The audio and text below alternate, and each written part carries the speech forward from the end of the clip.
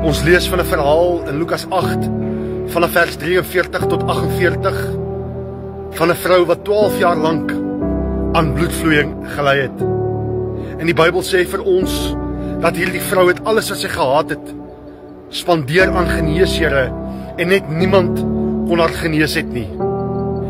Ek glo teen die tyd, het sy al gehoor van Jesus Christus, die Seun van die lewende God, die Messias, wat rondgaan en die evangelie verkondig, wat mense genees en duiwels uitdryf. En ek glo die vrou het haar laaste bietjie geloof en hoop en moed bymekaar geskraap en vir haarself gesê, ek moet by Jesus, die Messias, uitkom.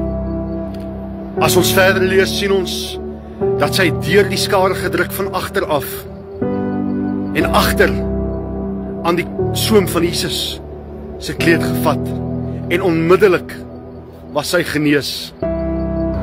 Dalk het jy ook al vanoggend alles probeer om jou kind in die dwelmverslawing uit te kry. Dalk het jy ook vanoggend alle dokters al geraadpleeg met daai siektestoestand wat jy so groot stryd het. Dalk is jou knie ook deurgeskaaf, soos wat jy probeer druk om by Jesus uit te kom. Ek wil vir jou vanoggend sê, geliefde, hou goeie moed. Moenie opgee in jou geloof nie. Hou vanoggend goeie moed, druk deur, jy sal by Jesus uitkom en Jesus sal jou net so vanoggend genees. Hou aan om te bid vir jou kind wat verslaaf is aan dwelms. Hy sal by Jesus uitkom en Jesus sal hom of haar genees. Mag God met julle wees.